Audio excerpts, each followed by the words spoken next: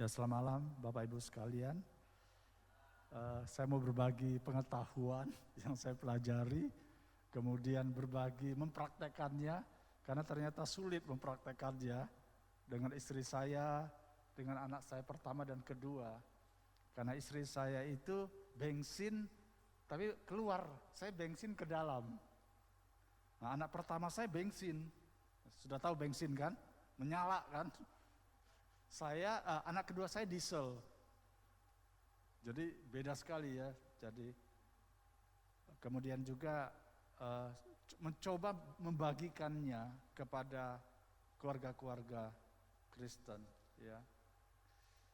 Lagu tadi bagus sekali, lagu pertama ya. Lagu apa? Suku bangsa ya. Ternyata pernikahan itu sama dengan pelayanan lintas budaya soalnya. Karena kita menikahi suku terasing. Suku terasing, karena beda sekali, kayak planet ya, beda planet gitu nah. Waktu pacaran kita menghargai perbedaan, tapi waktu menikah kita memaksa pasangan kita seperti kita. Itu agak aneh ya. Nah, kita menikah dengan orang yang berbeda dengan kita.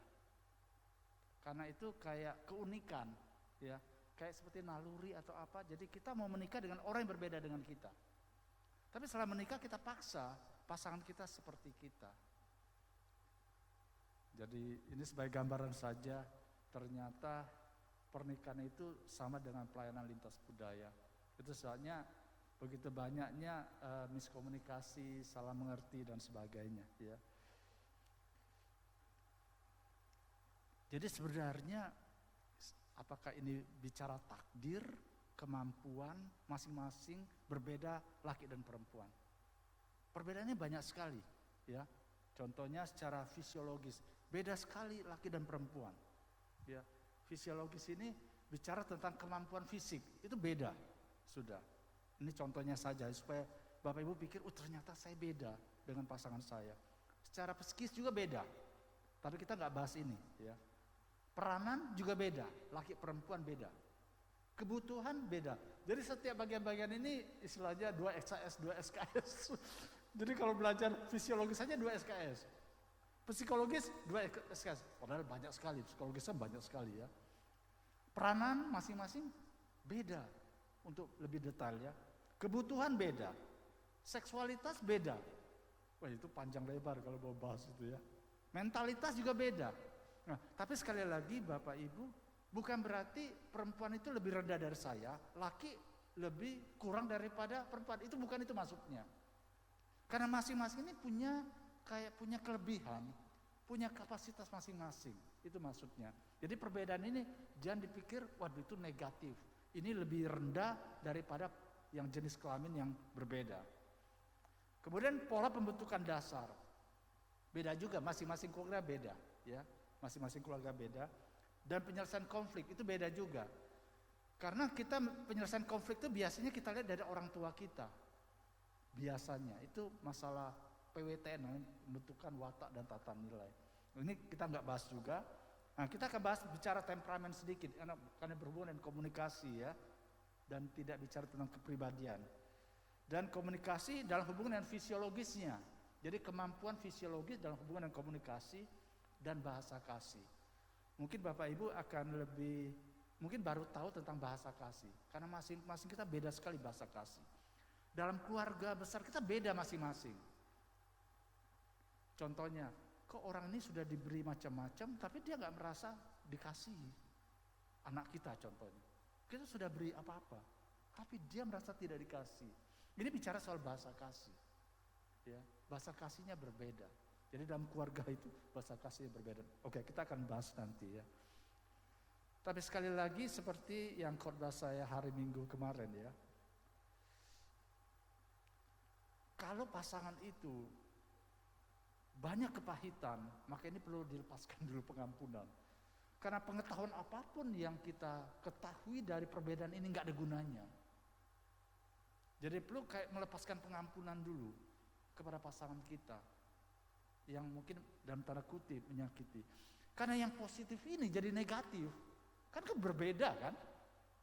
Karena kita menganggap dia harus sama dengan saya. Ternyata berbeda, karena itu kemampuan yang Allah berikan masing-masing kepada laki dan perempuan. Tapi karena ada salah komunikasi atau miskomunikasi atau salah harapan, salah motivasi, akhirnya konflik. Konflik itu berkepanjangan. Dan jangan sampai sekali lagi kita bawa sampai ke liang lahat, jangan sampai. Jadi kasihan sekali ya, ada keluarga-keluarga Kristen yang sudah terima Yesus, yang sudah mendapatkan pengampunan dari Yesus, tapi kok bawa kepahitan itu sampai ke liang lahat. Tapi ini perlu dibereskan, ya. Karena kalau tidak, apapun pengetahuan yang kita dapat nggak ada gunanya. Karena itu akan seperti kayak menjadi kayak apa? Bom baru, ya. Ya, meledak terus dan meledak terus. Saya akan baca satu ayat dari Efesus pasal 4 ayat 31 dan 32, ya. Efesus 4, 31 dan 32. Segala kepahitan, waduh banyak ya. Segala kepahitan yang didapat dari keluarga kita masing-masing sebelum menikah. Ya. Jadi sebelum menikah itu kita sudah dapat kepahitan masing-masing. Macam-macam kepahitannya itu ya. Banyak sekali berarti. Kegeraman. Jadi kepahitan itu menimbulkan kegeraman. Jadi di dalam masih. Kemudian mulai marah, mulai keluar. Ya, meledak seperti itu ya. Mulai bertikai. Bertikai satu dengan yang lain. Entah dengan serangan, ya saling lah ya, saling menyerang. Kemudian setelah itu mulai fitnah, saling ya mengata-ngata yang tidak benar pada pasangan kita. Kemudian juga akhirnya segala kejahatan, ya. Segala kejahatan bisa juga berhubungan dengan perceraian atau tidak bercerai. Sebenarnya sudah bercerai di rumah itu sebenarnya. Sebenarnya sudah bercerai, tapi karena budaya malu tidak bercerai. Bisa terjadi. Jadi ini harus dibereskan. Karena kalau ini nggak dibereskan sekali lagi, pengetahuan apapun yang didapat, kebenaran apapun yang didapat nggak ada gunanya. Ya nggak ada gunanya, kayak lewat saja seperti itu. Nah, ayat 32 penting di situ ya. Tapi hendaklah kamu ramah seorang terhadap yang lain, penuh kasih mesra dan saling mengampuni. Nah ini penting. Ya, saling mengampuni. Jadi kalau tanpa pengampunan ini, semua pengetahuan ini nggak ada gunanya. Ya. Jadi pengampunan sekali lagi sepihak ya, sepihak. Jadi jangan sampai kita menuntut kita dua-dua sepihak kadang-kala. Siapa dulu yang dewasa secara rohani, maka dia harus mengampuni. Jadi nggak boleh menuntut. Ini prinsipnya. Kadang-kadang kita menuntut kamu juga harus mengampuni, nggak bisa. Jadi siapa yang mendapatkan hidayah dulu, kuasa pengampunan itu yang dilakukan dulu. Akhirnya apa? Dia menyelamatkan pasangannya, menyelamatkan orang tuanya, menyelamatkan anak-anaknya. Jadi ini jangan berpikir, saya mau menyelamatkan anak saya saja, saya nggak peduli dengan pasangan saya. Nggak bisa. Kita harus menyelamatkan seisi keluarga kita. Ini prinsip dalam soal pengampunan. Ya. Oke, saya lanjut. Jadi komunikasi sekali lagi ternyata nggak gampang komunikasi, ya. Sekali lagi tidak gampang berkomunikasi. Untuk itu kita harus memahami ya satu dengan yang lain. Jadi tadi kita akan bahas beberapa topik bagian itu ya, tentang fisiologis, kemudian tentang temperamen, dan juga tentang bahasa kasih. Mengapa hasil topik komunikasi antar pria dan perempuan ini menghasilkan berbeda sikap? Ya. Contohnya soal uang. Kalau uang kan bagi laki-laki itu kan tertekan gitu. Tapi bagi ibu-ibu riang contohnya. Senang kan? Kalau lembur, lihat lembur. Laki-laki senang karena itu kayak dia punya, ya dia senang kerja gitu, lembur. Tapi bagi ibu-ibu, waduh mukanya murung, lembur lagi papa. Karena ibu-ibu mau suaminya pulang, gitu udah bersama dengan dia ya. Kemudian shopping, nah, bagi bapak-bapak tertekan, aduh shopping lagi, keluar lagi uang shopping, menekan kayak gitu ya. Tapi bagi ibu-ibu riang dia shopping, mancing. Nah, bagi bapak-bapak senang ya, dia mancing ya, refreshing bagi bapak-bapak. Tapi bagi ibu-ibu, aduh dia tinggalkan kami lagi seperti itu. Lihat, Katanya sama, tapi konotasinya beda. Beda. Itu nama komunikasi ya. Satu kata sama, tapi ditanggapi pria dan wanita berbeda.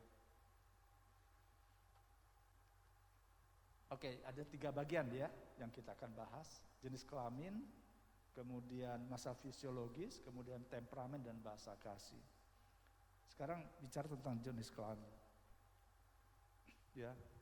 Jadi sekali lagi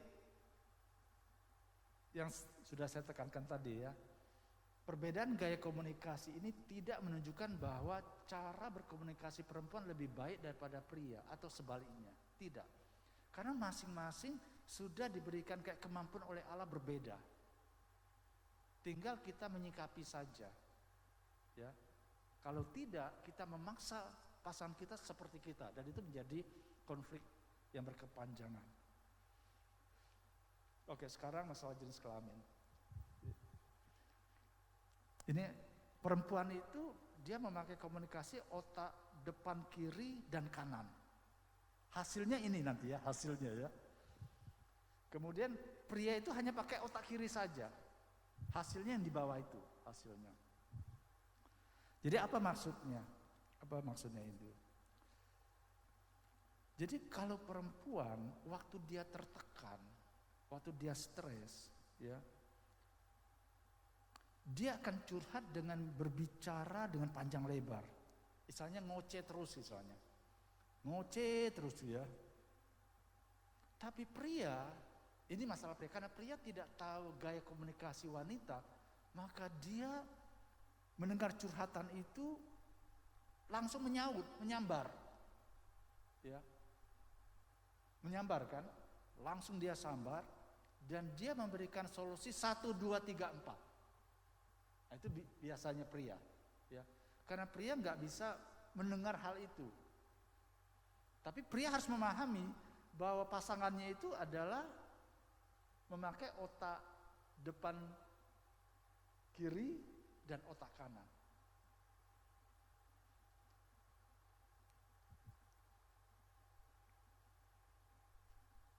Kemudian perempuan kalau dia mendapatkan solusi 1, 2, 3, 4, itu dia merasa itu bukan jalan keluar. Itu bukan jalan keluar bagi dia. Ya, itu bukan jalan keluar. Jadi pria berpikir bahwa ia harus cara kayak aktif gitu lah. Aktif. Saya harus memberikan jalan keluar pada istri saya, ya. Istilahnya saya harus interupsi, menyela curhatannya dia, omelannya dia.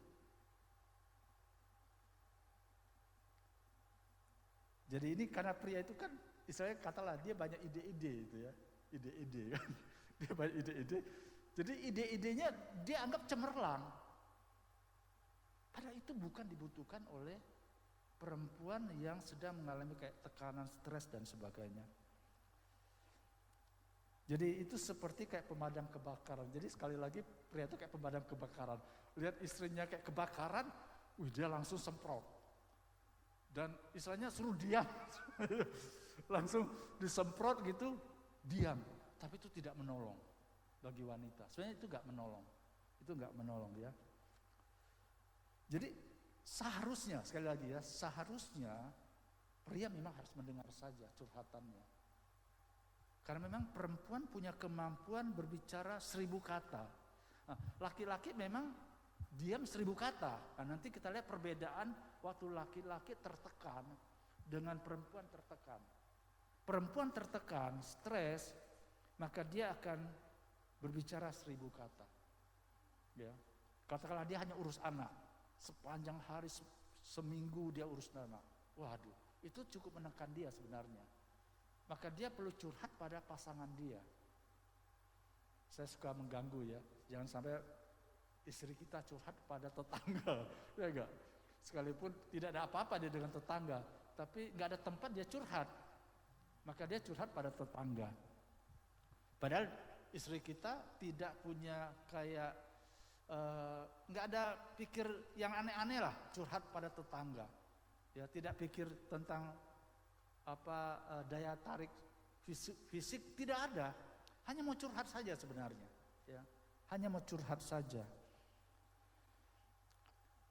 Jadi kalau pria, sekali lagi, siap mendengar curhatan, ocehan istrinya, maka suami itu menyembuhkan pasangannya, memulihkan dari dalam. Jadi kalau kita memberikan nasihat 1, 2, 3, 4 itu menyembuhkan dari luar, membuat dia diam. Tapi kalau kita mendengar curhatan dia, ketidaksetujuannya, kemarahannya mungkin, ketidaksetujuannya dengan 1, 2 hal, itu malah menyembuhkan dari dalam. Ya. Nah, kadangkala malah dia sendiri yang memberikan jalan keluar, nggak harus kita. Ya. Itu kalau perempuan ya. Jadi kalau perempuan tertekan, dia akan curhat, dia akan bicara 1000 kata. Nah, beda dengan laki-laki. Kalau laki-laki tertekan, dia diam 1000 kata. Dia bisa menyendiri, ya, dia bisa merenung, dan dia susah ambil keputusan biasanya waktu dia tertekan. Maka di sini si istri tidak boleh terlalu banyak menasihati sebenarnya, ya. Kayak itu, ini agak beda lagi ya. Malah istri itu hanya duduk di samping dia, meneguhkan dia bahwa papa sudah bisa melewati banyak hal. Hanya cukup begitu aja sebenarnya. Tapi kalau istri terlalu banyak menasihati, jadi suami itu merasa apa? Kayak dia itu kayak anak-anak kayak gitu nah. Kayak mama dan anak kan. Tahu kan mama dan anak. Jadi kayak dia kayak mama saya kayak gitu nah. Kayak saya jadi anak kecil. Nah, itu beda antara pria dan perempuan suatu menghadapi masalah, ya, menghadapi masalah. Kemudian ini penting juga untuk laki-laki tahu. Perempuan itu dia bicara banyak topik waktu dia ini, ya, karena dia bisa bicara sambil memainkan telinganya gitu. Itu kemampuan dia. Jadi dia akhirnya berkaitan dengan topik lain yang nggak ada hubungan dengan dibahas gitu. Nah, pria tambah pusing. Yang dibahas kan ini, ya. Nah, nanti kita akan belajar ternyata wanita itu dia lihat tingkah laku laki-laki. Sambil ngomong tuh dia lihat suaminya. Dan dia duga kayaknya papa seperti ini kayak gitu nah. Jadi itu membuat akhirnya laki-laki tambah kayak meledak juga ya. Kalau kita nggak hati-hati kita bisa meledak kayak menyambar juga. Dan mau memadamkan interupsi apa yang dia nilai sebenarnya ya. Jadi sekali lagi kalau laki-laki sekali lagi hanya bisa satu topik. Karena dia bukan multitasking istilahnya ya. Jadi perempuan dari sini aja dia multitasking. Dan itu betul ya, di rumah itu wanita bisa kerjakan apa saja. Ya. Ngurus anak, ngurus suami, ngurus genteng, listrik. Waduh. Kalau laki-laki nggak bisa, hanya ke kantor, kerja kantor saja. Umumnya ya, pada umumnya ya. Jarang laki-laki bisa multitasking, jarang sekali. Umumnya satu saja. Di kantor sudah beres. Kalau yang lain pusing kepala laki-laki. Contohnya aja, kasih aja suami itu jaga anak 1 minggu. Pusing kepala. Ya, anak 3, dia harus urus semua. Pusing kepala. Karena memang mereka kemampuannya bukan multitasking. Sedangkan wanita punya kemampuan yang demikian ya. Kemudian perempuan juga detail ya, sekali lagi ya, dia detail ya. Detail, sedangkan laki-laki enggak. Dia enggak detail. Jadi hanya satu saja ya. Kemudian kelebihan wanita juga intuisi. Maksud saya begini, coba bapak-bapak melihat, ternyata pasangan kita itu hebat sekali, luar biasa. Dan itu akan menolong kita sebenarnya. Sebenarnya itu menolong kita sebagai laki-laki. Ya. Karena saya mau sebenarnya mengarahkan bagaimana istri kita itu, karena istri kan menolong kita untuk kita terhormat. Saya ulangi lagi ya. Jadi sebenarnya kata Alkitab betul, dia penolong untuk menolong kita menjadi orang yang terhormat. Untuk itu kadang-kala dia agak banyak kritik dalam tanda kutip ya. Ada banyak ngoceh lah gitu ya. Nah, sebelumnya saya juga agak istilahnya jahat lah ya. Waktu istri saya kritik saya anggap apa? Mama itu jahat sama saya. Kok kritik saya terus gitu nah. Itu bertahun-tahun lamanya. Saya nggak ngeh gitu nah ya, nggak mudeng ya, nggak ngeh gitu ya. Sampai sekali waktu secara pribadi saya ngobrol, kenapa mama kritik saya terus? Kemudian baru dia ungkapkan, karena selama ini waktu saya ngomong, papa itu interupsi terus. Dia katakan begini, dalam hati saya tidak ada satu niat kecil pun saya mau jatuhkan papa. Saya mau papa itu terhormat. Bagaimana cara terhormat? Maka saya harus memajukan papa. Karena yang tahu papa itu kan saya. Orang lain nggak tahu loh. Karena di depan papa dianggap baik, tapi di rumah kami masih melihat bapak tuh nol besar. Istilahnya kan ada masih banyak hal yang perlu ditolong. Nah, itulah ditolong ya, ditolong. Nah, dari sana saya mulai belajar ya, maksudnya saya mulai belajar mempraktekkan pengetahuan itu. Masalah intuisi, contohnya intuisi. Perempuan tuh kuat sekali loh intuisinya. Sedangkan laki-laki hanya di sini, tapi nggak bisa intuisi.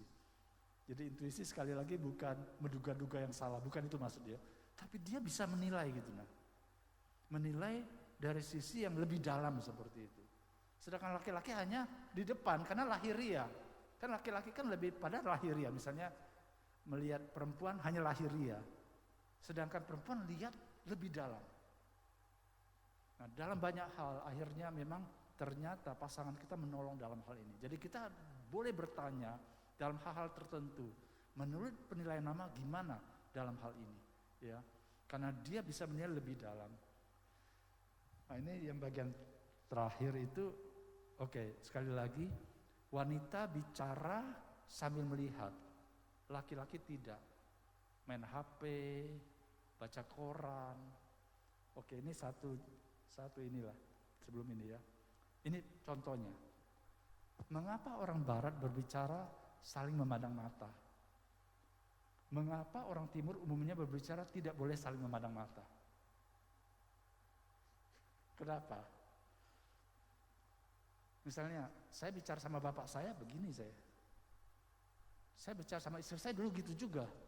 Istri lihat kita, tapi kita takut memandang mata dia. Kenapa?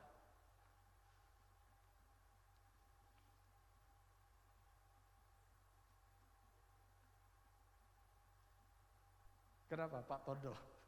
Kenapa orang barat berbicara saling memandang mata? Ini setelah pacaran ya, waktu pacaran kita pandang mata. Setelah menikah kita nggak pandang mata lagi. Pandang orang, pandang dinding. Kenapa?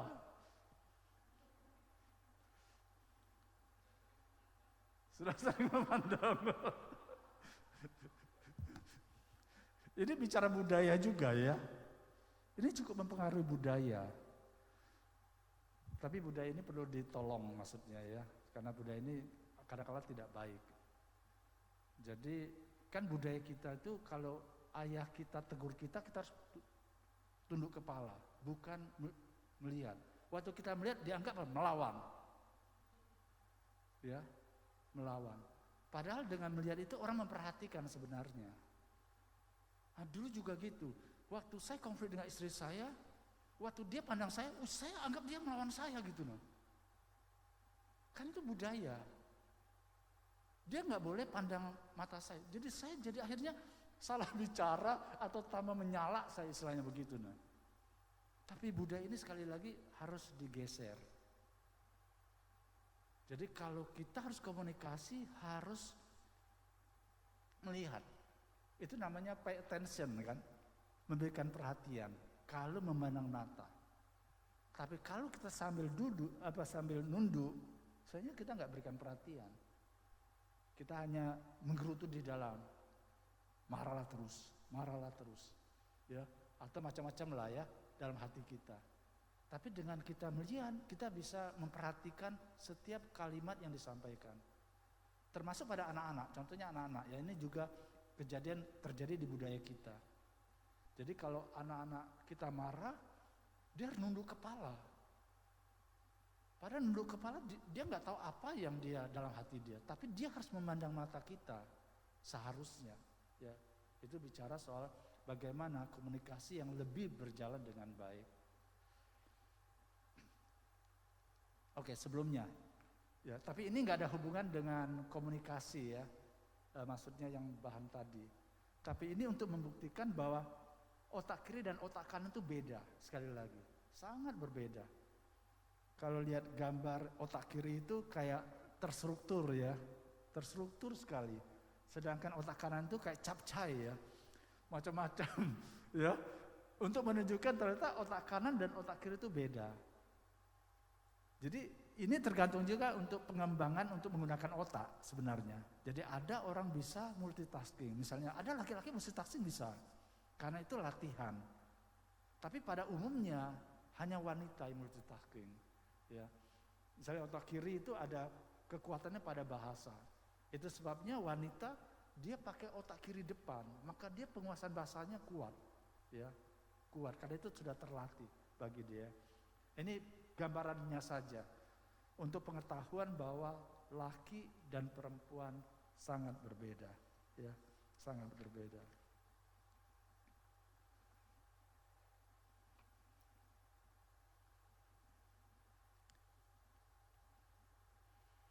Oke, ini satu bagian sebagai pengetahuan saja. Oke, bagian kedua, masalah temperamen. Tapi sebelum masalah temperamen mungkin ada yang mau bertanya atau mau menambahkan dari Pak Andreas, Pak. Bisa berdiskusi kita, Pak. Silakan, Pak. Ya, yang perbedaan. Ada Bapak mau tambahkan sesuatu? Yang jenis kelamin, Pak. Pria dan wanita. Oke, ya. Oke, ini masalah temperamen. Jadi temperamen pun mempengaruhi pasangan suami istri berkomunikasi. Kita menikah dengan orang yang berbeda dan kita tertarik dengan orang yang berbeda. Itu harus kita sadari, ya. Kita menikah dengan orang yang berbeda dan kita tertarik dengan orang yang berbeda. Pasangan kita berbeda dengan kita dalam segi temperamen. Contohnya, saya beri contoh flegmatis. Flegmatis itu pelucu, penenang, maksudnya dia tenang orangnya, ya. Sekalipun ada masalah, dia tetap tenang gitu, ya. Itu hebatnya kalau dapat suami flegmatis, dia nggak menyambar. Ini orang-orang diesel istilahnya. Flegmatis itu orang diesel, dia tenang sekali, ya. Dan dia orangnya diplomasi, perantara, dan dia mampu berdiplomasi, ya, orang flegmatik. Jadi kalau misalnya pasangan bapak atau ibu flegmatik, inilah orang-orangnya, ya. Tapi orangnya tidak gesit sekali lagi, ya. Dia tidak gesit, tidak aktif. Dia karena dia tenang orangnya. Kemudian yang bagian kedua itu melankolis. Itu saya melankolis. Istri saya itu sanguin. Jadi kami nyebrang sekali ya, sekali lagi menyeberang. Jadi saya bensin ke dalam. Saya nyambarnya bisa ke dalam. Jadi tahan, tiba-tiba meledak. Kalau dia tidak, langsung meledak, ya. Jadi lihat Bapak, jadi saya tahan kayak tunggu bom waktu lah, baru meledak. Kalau dia tidak, satu hari langsung dia serang saya. Nah, jadi inilah namanya ya, ini kayak langit dan bumi, betul kayak langit dan bumi, ya. Nah, saya pendiam, benar-benar pendiam, betul ya. Tapi ada laki-laki yang sanguin nggak pendiam. Itu kelebihannya kan, yang sebelumnya 1000 kata dia diam, tapi karena dia sanguin, dia pandai berbicara, ya, pandai berbicara. Kemudian perenung, betul, saya perenung, perasa gitu nah. Sedikit aja istri saya mengatakan sesuatu, saya langsung kayak ada tersinggung, kayak ada sesuatu tersinggung. Jadi merenung kayak, ya, menduga-duga kayak gitu nah, ya, kayaknya seperti ini gitu nah. Sedangkan lawan saya adalah sanguin. Dia jago bicara, sedangkan saya bisu istilahnya. Ya, dia pandai bicara tapi saya bisu. Saya susah sekali mengutarakan perasaan saya, susah sekali. Saya 10 tahunan, saya nggak berani utarakan perasaan saya. Saya takut gitu loh, nggak tahu kenapa ya. Sampai akhirnya saya cerita pada istri, saya takut loh mengutarakan perasaan negatif saya. Istri saya marah dan tanda kutip baik ya. Kita sudah lama menikah, kenapa engkau tidak mengutarakan perasaan negatifmu tentang saya? Karena saya takut konflik. Waktu saya mengutarakan perbedaan pendapat, kan saya takut konflik kan. Maka saya diam. Lebih baik saya menyelamatkan keluarga saya dengan diam. Tapi ternyata itu cara yang salah. Karena dengan saya menumpuk perasaan negatif itu, tiba-tiba saya jadi bensin dan meledak dan saling menyerang seperti itu. Orang sanguin juga periang, ya. Dia periang, kemudian dia penyemangat. Itu orang sanguin. Tapi memang orangnya nggak teratur misalnya. Maksudnya nggak teratur apa ya? Dia bisa kerja itu nggak teratur.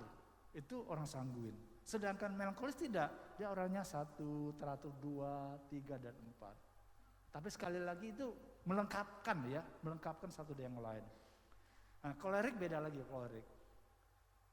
Dia termasuk menguasai, ya.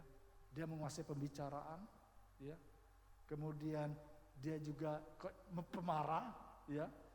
Dia nggak bisa istilahnya diam. Dia bisa marah, tapi dia sangat pemimpin, seorang pemimpin. Nah, ini juga mempengaruhi, ya. Jadi kalau pasangan kita kolerik, kita sudah tahu dia itu adalah pemimpin, dia menguasai, ya. Dia jago bicara juga, ya. Dia jago bicara. Sekalipun dia adalah laki-laki. Yang sebelumnya kan umumnya laki-laki diam 1000 kata. Tapi kalau dia kolerik dan sanguin, dia jago bicara juga. Dan dia menguasai pembicaraan itu semua, ya. Nah, kalau Bapak Ibu lihat yang di bagian sini kan introvert, flegmatik dan melankolis. Sedangkan extrovert itu sanguin dan kolerik. Contoh-contoh Alkitab ya, flegmatik itu kayak Abraham. Jadi Abraham itu kayak bapak orang beriman, jadi dia maju terus ya. Jadi kalau kita dapat pasangan kita flegmatik, dia seperti orang yang beriman gitu dah. Dia tenang. Padahal lawannya contohnya ya, lawannya melankolis misalnya ya. Waduh, melankolis itu orangnya khawatir, cemas gitu nah. Ya. Tapi sekali lagi melengkapi. Itu sangat melengkapi. Jadi jangan pikir, oh ternyata flegmatik itu kurang baik, bukan maksudnya. Kalau kita menikahi dengan pasangan kita yang berbeda ini, ternyata itu melengkapkan kita sebenarnya. Bukan menjadi kayak seperti berseberangan, bukan. Melengkapi satu dengan yang lain. Kemudian Bapak Ibu lihat ya, yang flegmatik sanguin itu orang yang normal. Maksudnya apa? Jarang stres. Sedangkan melankolis dan kolerik itu neurotis. Itu orang yang paling banyak stres. Ya, jadi saya itu calon-calon betul orang yang stres. Tapi saya harus ditolong oleh orang-orang yang di atas saya, flegmatik dan sanguin. Itu menolong saya, kayak menghibur, ya, menghibur. Dengan saya mengenal pasangan saya sebagai sanguin, itu sangat menolong saya. Yang sebelumnya, saya merasa dia menekan saya kayak gitu nah. Saya merasa sekali. Habis khotbah, dia berikan masukan. Yang sebelumnya saya rasa apa? Mama saja berkhotbah, nggak usah saya berkhotbah. Padahal dia berikan masukan, ya. Tapi saya merasa tertekan karena saya orang neurotis, ya, cepat sekali tertekan. Maka akhirnya saya cerita pada istri saya, ingat saya itu orang melankolis. Jadi saya itu orang yang cepat sekali cemas dan tertekan. Dan harus ditolong dengan cara yang berbeda. Tidak bisa dengan langsung habis turun khotbah, masuk ke mobil, langsung diberikan masukan. Enggak bisa. Jadi harus cara yang berbeda untuk memberikan masukan kepada saya. Oke, ini gambarannya ya tentang temperamen. Oke, mungkin Pak Andreas bisa tambah di sini, Pak. Silakan, Pak. Mari Pak Andreas. Sebelum bagian yang terakhir masalah bahasa kasih, Pak. Ya, terima kasih. Kita pernah belajar ini secara agak sedikit lama waktu itu ya, bahkan dengan pakar behavior. Dengan mengistilahkan yang agak sedikit berbeda. Siapa yang masih ingat, sanguin itu orang kuning, ya kan? Orang yang sangat terbawa dengan perasaan. Kemudian kalau orang yang kolerik itu orang merah, dia berorientasi kepada hasil, hasil, hasil. Dia kurang memperhatikan perasaan. Dan ini orang cenderung otoriter, dominan. 3% saja orang di dunia yang merah. Dan mereka rata-rata pemimpin. Kelebihannya banyak, kekurangannya juga besar. Jadi mereka orang yang bisa sangat berhasil dalam pekerjaan, dalam tugas, dalam karir. Tapi dia juga sebetulnya dari satu sisi orang yang labil. Ya, karena tadi neurotis ya. Gampang ketika mungkin targetnya tidak tercapai dan sebagainya. Orang melankolik dengan orang yang flegmatik itu gambaran dari orang yang hijau dan orang ungu. Hijau itu sangat pasif, tapi dia orang yang sebetulnya setia. Orang ungu adalah orang melankolik yang sangat detail, sangat perfeksionis. Semua harus ada data. Orang sanguin, yang penting senang aja, happy. Kalau bikin janji dengan orang sanguin, Anda bisa kecewa. Kan hari ini dia bilang, oke, beres. Kecil. Sudah waktunya Anda mengharap dia, terus dia, aduh, lupa saya. Nah, kacau kan? Tapi percayalah satu hal bahwa temperamen dasar itu, karakter itu adalah sesuatu yang tidak tunggal. Tidak ada manusia yang hanya walaupun seperti kata Pak Titus tadi, dia sangat melankolik. Tapi manusia tidak ada yang tunggal sebetulnya, Pak. Dia bisa kombinasi 2 sampai 3 sifat. Kalau dipakai skala, orang yang menonjol itu sampai kemudian agak berbahaya adalah kalau skalanya sampai 6 plus 6. Entahkah dia orang kolerik, jadi sangat dominan, dia tidak peduli dengan perasaan orang, dia bisa melindas orang demi tujuannya dan tanpa rasa belas kasihan.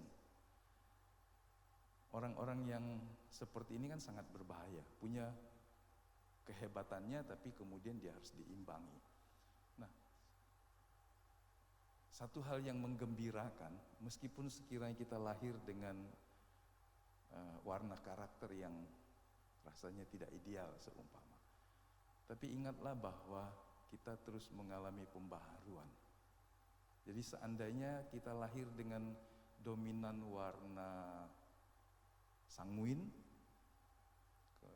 tapi kita kan juga belajar bisa bertanggung jawab, tidak terlalu euforia. Toh ini juga sesuatu yang ketika kita dilahirkan baru, tabiat Kristus ada dalam hidup kita. Walaupun yang disebut temperamen dasar ini tidak serta-merta bisa berubah. Dalam pelatihan-pelatihan yang menyentuh personality, kepribadian, itu hanya 5% saja. Ada orang mungkin orang-orang sanguin, orang-orang flegmatik, orang-orang yang punya tipe yang dominan. Tapi karena pekerjaan, dia harus manis, dia harus ramah. Tapi ketika dia pulang, warna aslinya kelihatan keluar. Jadi sehingga orang berkata personality, kepribadian itu bisa dipoles dan itu hanya 5% saja. Bisa karena lingkungan, bisa karena sesuatu hal, bisa karena latihan. Tapi temperamen, karakter itu seperti sebuah gunung di bawah permukaan samudra, lebih banyak, lebih luas. Tapi kabar gembiranya Tuhan bisa mengubah kita. Ya, itu saja mungkin Pak ya. Terima kasih. Terima kasih Pak Pendeta. Saya sekali lagi melankolis, jadi saya bukan pembicara. Saya stres sekali loh. Tapi saya belajar jadi sanguin gitu nah. Jadi saya nervous kayak gitu nah. Kalau saya mau berbicara itu kayak nervous. Cukup tertekan saya. Jadi harus kayak persiapan kayak gitu nah ya. Gak bisa mendadak-mendadak. Karena saya bukan sanguin. Tapi saya harus belajar jadi sanguin. Seperti itu. Ya. Mulai belajar untuk mengungkapkan, melatih diri. Itu akhirnya latihan kan. Latihan. Saya juga bukan pemimpin, kalau melankolis bukan pemimpin, tapi belajar untuk jadi pemimpin. Untuk ambil keputusan aja susah. Ini dalam keluarga. Jadi mungkin Bapak Ibu kalau punya pasangan yang melankolis, misalnya suaminya melankolis, istri harus menolong. Karena melankolis itu susah ambil keputusan. Saya tuh bingung ambil keputusan, kayak ragu-ragu kayak gitu. Karena penuh dengan kecemasan dan kekhawatiran. Bisa enggak ya? Bisa enggak seperti itu? Maka istri yang tahu suaminya melankolis harus membantu. Dan kayak meneguhkan dan memberikan kayak gambaran. Keputusan itu hasilnya seperti ini, yang kurangnya seperti ini. Papa putuskan saja, tidak apa-apa. Nah, ini penting untuk pengenalan ya. Nah, saya harap, karena ini penting, suami istri harus mengenal temperamen dasar ya, sekali lagi dasar ya. Karena ada nanti campuran, dasar dari pasangan dia. Bahkan juga nanti belajar dari temperamen untuk anak kita. Kita sudah tahu, temperamen anak kita ini seperti ini. Sehingga kita tahu bagaimana menangani anak kita. Dan berkomunikasi dengan anak kita. Karena itu berbeda sekali lagi ya. Sangat berbeda berkomunikasi dengan berbeda temperamen. Karena ini sudah dipelajari, mungkin perlu Bapak Ibu memastikan ya, sekali lagi ini memastikan ya, bahwa temperamen dasar saya ini, sekarang saya mau belajar bertemperamen seperti ini. Karena ada kelebihan temperamen yang berbeda itu ya. Itu berbeda. Oke, bagian yang terakhir. Ini bahasa kasih. Bahannya ada sebenarnya, harus ada isi ya, tapi karena tidak ada waktu, saya hanya menjelaskan saja. Nanti saya kasih kepada Pak Pendeta. Ya, ini bahasa kasih itu ada di sini hanya ada 5. Jadi kata-kata membangun itu yang saya katakan tadi. Ada anak yang sudah diberi apa-apa, dia merasa tidak dikasih. Masih tetap tidak rasa mengasihi, dikasih. Ya. Kemudian ada juga perbuatan kasih, apa artinya nanti saya akan jelaskan di sini. Jadi seseorang mungkin mengurus kasih jika kebutuhan melalui hadiah, ada. Ya. Kalau sudah dikasih hadiah senang sekali dia. Sekalipun hadiahnya kecil sekali. Ada kebutuhannya dengan demikian, itu pemberian hadiah, ya. Istri saya dulu begitu. Jadi kalau kemana-mana saya beli selendang. Senang sekali ya selendang ya. Hanya beli selendang itu senang, bawa pulang selendang itu senang sekali. Itu contoh dulu. Ya, tapi sekarang dia tidak lagi, dia tidak diberikan selendang lagi. Itu contoh. Ya. Kemudian ada yang lain merasa dia dikasihi ketika suaminya menolong dia mencuci piring. Itu bicara tentang perbuatan kasih. Jadi kayak tindakan gitu nah. Dan dia merasa dikasihi, ya. Enggak dikasih hadiah pun enggak apa-apa. Jadi kalau suami pulang, tolong bantu sedikit aja, dia rasa aduh, suami saya sudah mengasihi saya. Terbalik juga dulu sekali lagi, karena istri saya itu kata-kata membangun dia, ya. Dan waktu yang berkualitas. Dulu saya pulang ke rumah, saya cuci piring. Itu lama loh saya pulang, saya rasa saya sudah mengasihi dia. Dia katakan tidak, papa belum mengasihi saya. Lah, apa yang belum mengasihi? Saya pulang kerja, saya cuci piring, nyapu sedikit, apa yang kurang? Kata istri saya apa? Tidak, papa tidak mengasihi saya. Biarkan aja piring itu di sana. Saya mau papa pulang, duduk dengan saya. Ngobrol sebentar aja dengan saya. Saya baru kaget sekali waktu itu. Padahal sudah bertahun-tahun saya lakukan perbuatan kasih, betul kan? Membantu di rumah. Ternyata kata saya tidak. Saya butuh papa itu ngobrol. Itu aja, cukup. 10 menit cukup. Cerita apa kegiatan yang dikerjakan papa, itu cukup. Saya kaget sekali. Sekali lagi, bertahun-tahun saya lakukan perbuatan kasih dan istri saya merasa apa? Papa belum mengasihi saya. Ternyata dia butuh apa? Hanya kata-kata membangun dan waktu yang berkualitas. Jadi kemudian ada juga orang merasa dia dikasihi dengan dipeluk, ya. Ada juga disentuh, ya. Dia rasa gitu, ya. Dipeluk, istilahnya dicium, dia senang sekali gitu ya. Tidak harus diberikan hadiah. Kalau sudah beri hadiah ya, pulang ke rumah aja dipeluk, dia senang sekali, ya. Itu bahasa kasih.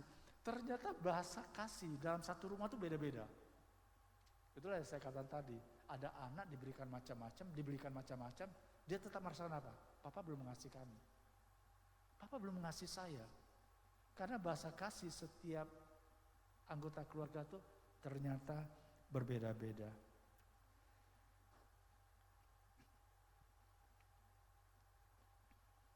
Jadi kalau kita memahami dan mengetahui bahasa kasih pasangan kita, kita seperti mengisi tangki kasih dalam diri orang itu, pasangan kita.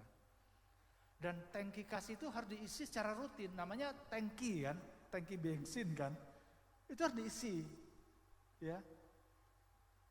Awal-awal mungkin setiap hari, awal-awal, tapi lama-lama tidak. Karena sudah terisi tangki itu. Karena bertahun-tahun dalam keluarga tidak diisi, kosong betul tangki itu. Tapi kalau tangki itu sudah diisi dengan bahasa kasih masing-masing, maka pasangan kita akan bertumbuh dan bersukacita. Yang sebelumnya tertekan, sangat tertekan. Karena bahasa kasih saya perbuatan kasih saya. Nah, saya senang kalau istri saya itu, istilahnya kalau saya kerja, misalnya contoh saya berkebun, dia cukup hadir aja. Saya senang sekali kalau saya berkebun, contohnya. Dia duduk lihat saya berkebun aja saya sudah senang, kayak gitu. Karena saya mau lihat tindakan dia. Atau katalah hasil kebun itu cabai dia petik-petik, senang sekali saya. Itu tindakan kasih, perbuatan kasih. Ketika tangki kasih pasangan kita penuh, dia akan lebih bisa mempengaruhi di dunianya, termasuk anak-anaknya. Kalau tangki kasih pasangan kita itu penuh.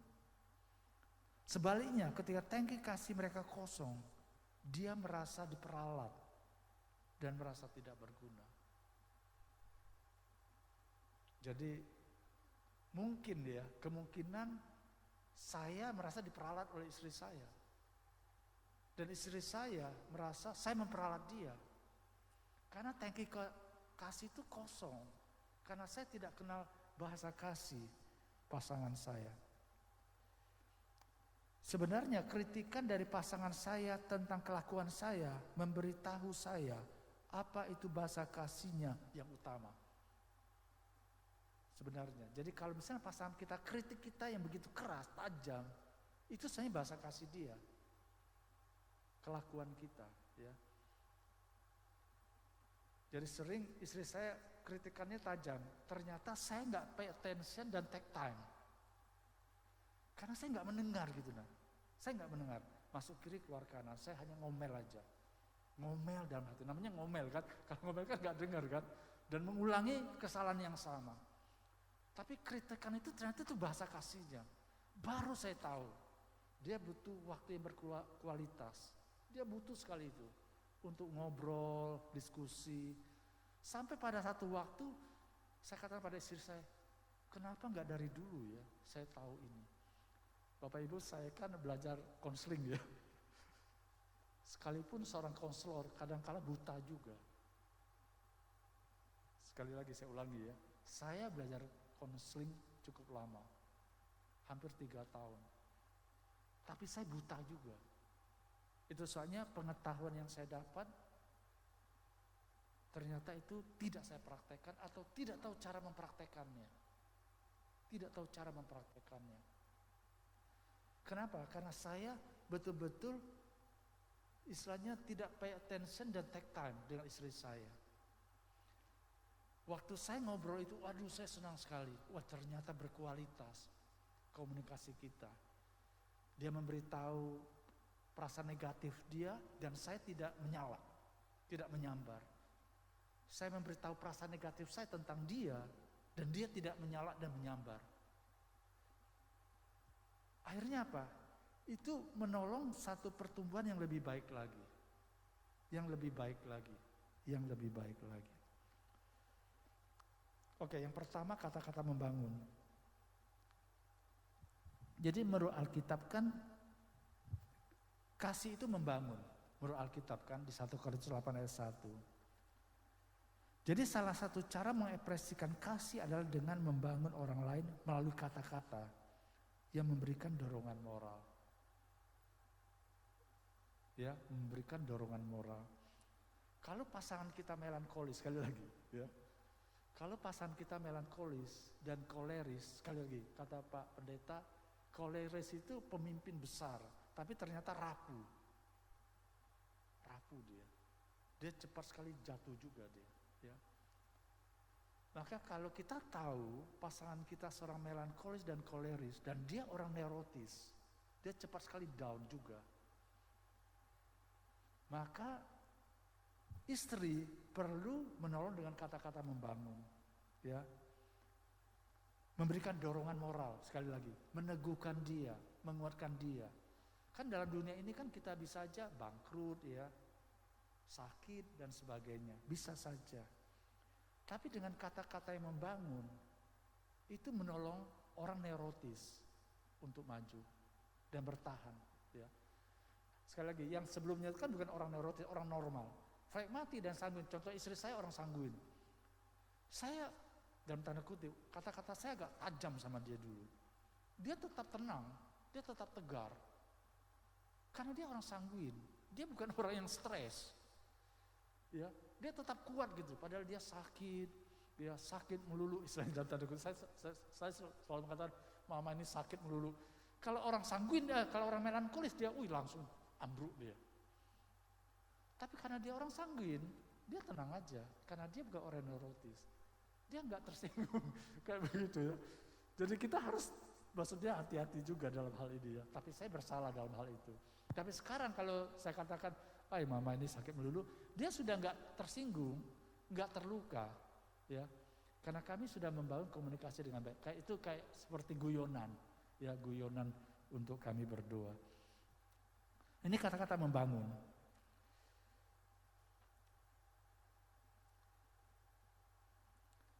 Termasuk kalau misalnya masakan mama enak, ya. Itu juga kata-kata membangun, ya. Misalnya papa pasti kerja keras, papa pasti bisa, ya. Itu juga kata-kata yang membangun, ya. Jadi mengambil waktu untuk memuji secara verbal itu penting. Jadi jangan diam aja. Nah, sekali lagi, laki-laki itu diam 1000 kata, kecuali dia orang sanguin dan kolerik. Tapi kalau orang melankoli dan flegmatik, dia betul-betul diam 1000 kata. Maka dia harus berani menyampaikan secara verbal kepada pasangannya, bahwa mama kuat, ya, mama luar biasa dan sebagainya. Dan memberikan ucapan terima kasih dan penghargaan kepada pasangan kita, dan itu penting, ya, penghargaan. Itu kata-kata membangun. Dan kata-kata membangun juga contohnya meminta maaf, itu juga kata-kata membangun loh. Misalnya istri bilang, "Pak, saya minta maaf untuk kesalahan yang saya buat ini." Itu kata-kata membangun. Atau sebaliknya, suami mengatakan, "Ma, saya minta maaf untuk apa yang saya sudah lakukan." Itu termasuk kata-kata yang membangun.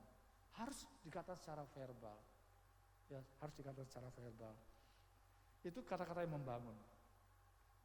Yang kedua, perbuatan kasih. Itu di 1 Yohanes 3:18. Jadi ada mengasihi dengan tindakan, maksudnya mengasihi dalam tindakan, ya. Jadi melalui perbuatan kasih, kita seperti membuat spesial bagi orang tersebut, ya. Dengan perbuatan kasih kita tahu bahwa kita menghargai orang tersebut. Jadi perbuatan kasih itu satu tindakan yang kita lakukan. Bagi seorang suami, mungkin hal ini berarti mengisi bensin mobil misalnya, ya. Katalah mengisi bensin mobil istrinya sudah penuh. Itu hal-hal yang kecil, ya. Ya.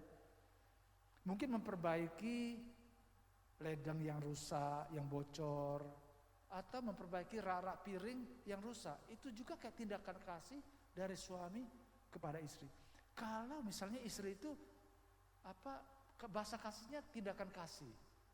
Dia senang sekali kalau suaminya di samping dia melihat dia masak. Senang. Sekalipun enggak terus, ya. Pas pulang, mama waktu masak tuh dia di samping duduk, padahal dia enggak buat apa-apa. Senang sekali istri itu. Berarti itu adalah bahasa kasih si istri, ya, bahasa kasih si istri. Jadi contohnya suami pulang melakukan katakanlah membersihkan rumah di teras. Suami merasa aduh. Atau kalau suaminya tindakan kasih, perbuatan kasih. Misalnya kebutuhannya saya misalnya perbuatan kasih ya. Istri saya sudah bereskan rumah. Saya senang saya kok mama sudah bereskan rumah ya. Sebelumnya gak pernah beres rumah. Contohnya ya, karena dia sakit kan. Dia berusaha untuk bereskan rumah. Waktu saya pulang, aduh ma gak usah lah. Mama kan sakit, biar saya saja. Tapi bagi saya itu bahasa kasih saya. Karena saya perlu ada tindakan dari istri saya ya untuk memenuhi bahasa kasih saya. Tapi karena saya tahu dia sakit, saya katakan saya sangat menghargai. Aduh mama jangan lakukan itu. Biar saya lakukan. Tapi di lain sisi saya merasa senang sekali. Karena itu bahasa kasih saya dipenuhi. Kemudian yang bagian berikut pemberian hadiah. Ya. Jadi pemberian hadiah seperti Efesus pasal 5 ayat 25 itu Yesus. Yesuslah hadiah bagi kita. Jadi memberi hadiah itu juga bahasa kasih bagi pasangan beda-beda. Jadi mungkin hanya bawa bunga, ya, bawa coklat, ya. Jadi ini bukan sekali lagi ini bukan kayak apa? Kan itu pacaran masih pacaran dulu. Enggak ternyata. Waktu menikah pun ternyata butuh itu ternyata. Bawa coklat atau bawa permen kesukaan pasangan kita itu senang sekali gitu nah. Nah sekali lagi bukan hanya pada waktu pacaran loh. Setelah menikah ternyata butuh bahasa kasih itu. Nah, Bapak Ibu harus menilai ya bahasa kasih saya apa ya sekarang ya. Dan kasih tahu pada pasangan kita. Kasih tahu bahasa kasih saya adalah ini dan ini. Oke, yang berikutnya waktu yang berkualitas. Ya, waktu yang berkualitas. Jadi waktu yang berkualitas bukan duduk bersama di sofa sambil membaca buku atau koran atau nonton TV masing-masing. Bukan itu. Bukan itu maksudnya ya. Jadi contohnya di restoran masing-masing main HP. Itu bukan waktu berkualitas. Jadi sekali lagi itu bukan maksudnya. Jadi waktu berkualitas itu adalah melibatkan lebih dari sekedar saling memberi tahu pasangannya tentang apa saja dikerjakannya sepanjang hari. Seperti warta berita. Jadi saya kerjakan ini semua, itu bukan. Jadi saya bukan pembawa acara berita ya harian. Bukan itu maksudnya. Jadi waktu yang berkualitas mengharuskan Anda untuk menginvestasi diri Anda di dalam diri orang lain. Yaitu dengan penuh perhatian. Inilah namanya take time dan pay attention. Jadi saya harus memandang mata istri saya. Takut aku ya. Kalau dulu saya takut betul. Karena saya nggak biasa kan. Karena kita budaya timur. Waktu saya pandang mata istri saya jadi kayak gelagapan gitu. Nah. Waktu pacaran mandang.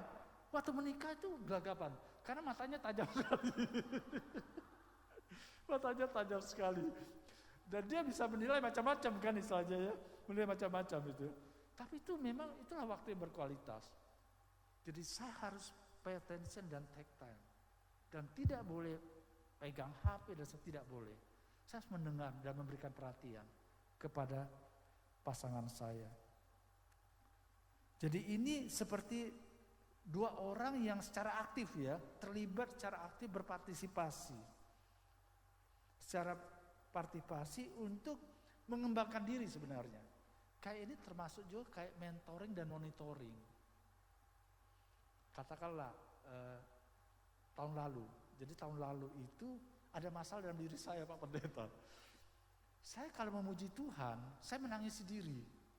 Saya baru sadar itu. Saya bisa main gitar, tapi saya malas main gitar. Tapi kemudian saya cerita pada itulah, ini namanya waktu berkualitas. Saya cerita pada istri saya, "Ma, kenapa kalau saya memuji Tuhan saya menangis tentang diri saya?" Itu waktu berkualitas. Jadi akhirnya istri saya kata apa? "Pak, kalau saya memuji Tuhan, saya puji Tuhan. Saya nggak pernah pikir diri saya." Lah, kok beda? Kok beda gitu kan? Karena dia menjadi mentoring saya dan monitoring saya. Iya, Ma, kok saya bertahun-tahun seperti ini? Jadi kalau saya di gereja, saya bisa nangis tapi tentang diri. Bukan menangis tentang Tuhan. Kemudian dia ceritakan, kalau saya memuji Tuhan, saya menangis tentang Tuhan, alangkah luar biasanya Tuhan, kasih-Nya, kebesarannya, kehebatan. Sekalipun saya sakit, tapi saya nggak pernah nangis tentang sakit saya. Itu butuh 2 bulan loh untuk mengubah saya. Ma, tolong doakan saya ya. Kayaknya ada yang kebalik dalam hidup saya. Kayak otak saya kebalik kayak gitu nah. Kayaknya ada yang salah gitu nah. Mama harus tolong saya dan doakan saya. Jadi setiap kami bicara seminggu sekali, dia tanya, gimana Pak, ada perkembangan? Belum. Saya masih menangisi diri. Oke, saya akan doakan Papa. Supaya Papa menang atas itu. Tapi butuh 2 bulan loh. Karena itu ternyata kebiasaan yang tidak saya ketahui. Itulah sisi gelap. Memuji-muji Tuhan ternyata menangisi diri. Mungkin karena menangisi istri sakit, Jeffrey lumpuh. Dan itu terbawa-bawa gitu ya. Dan itu nggak boleh ternyata. Nah ini waktu yang berkualitas. Jadi waktu yang berkualitas itu secara aktif akhirnya apa? Saya menemukan sisi gelap saya. Dan sisi gelap pasangan saya mulai disadarkan. Oh kita harus berubah ya Maya. Tidak boleh seperti itu. Oke, itu waktu yang berkualitas. Sekali lagi, waktu yang berkualitas bukan duduk tanpa memberikan perhatian satu dengan yang lain. Yang terakhir, sentuhan dan kedekatan secara fisik. Jadi itu di Markus 10, 13-16, kayak Yesus memeluk ya. Jadi kalau orang barat tuh suka katanya ya, dia peluk ya. Karena itu memang ada pengaruh secara emosi ya. Saya anak bungsu yang menurut cerita orang tua, mama saya itu gak punya ASI. Jadi pelukan itu bukan kayak bahasa kasih saya. Jadi kalau waktu istri saya pegang-pegang tangan, saya kayak gak enak lah gitu nah. Apalagi dilihat orang gitu nah. Kita kan orang totok kan. Jadi kok pegang-pegang tangan. Waktu pacaran pegang tangan, waktu menikah jangan pegang tangan. Kayaknya ada yang salah ya. Tapi karena budaya, karena budaya. Tapi istri saya suka sentuhan, dia harus dipegang kayak gitu. Jadi saya harus, karena itu kebutuhan kasih dia. Waktu tidur juga, nggak bisa tangan dia pegang tangan saya. Saya nggak bisa tidur. Dia tidur dulu pelan-pelan, baru saya tidur. Waduh itu butuh waktu. Tapi itu bahasa kasih dia harus dipeluk gitu nah. Sampai saya bisa gitu nah. Sampai saya bisa akhirnya apa? Kami tidur bersama-sama dengan pegang tangan. Nah, ini sentuhan kedekatan fisik sekali lagi ya. Tapi karena kita di budaya timur kayaknya nggak cocok gitu. Padahal cocok sekali. Pagi-pagi peluk istri, mendoakan, memberkati Tuhan berkati istriku. Istri juga memberkati suami ya. Hanya peluk ya, memberkati. Itu sentuhan yang dibutuhkan kadang-kala ya. Yang sering bukan kadang-kala ya, yang sering. Jadi memegang tangan ya. Jadi bahu pasangan ya, memeluk istri kita ya. Karena ini kebutuhan juga untuk pasangan-pasangan tertentu.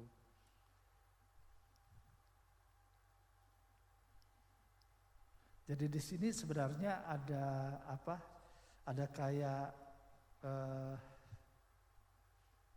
kuesioner ya, untuk menentukan sebenarnya bahasa kasih saya apa. Saya akan tinggalkan kepada Pak Pendeta. Kalau Bapak Ibu butuh, Bapak Ibu bisa membacanya dan menulisnya. Oh ternyata bahasa kasih saya ini. Nah dari sana kita mulai memenuhi bahasa kasih pasangan kita. Oke, sampai di sini dulu. Kalau ada pertanyaan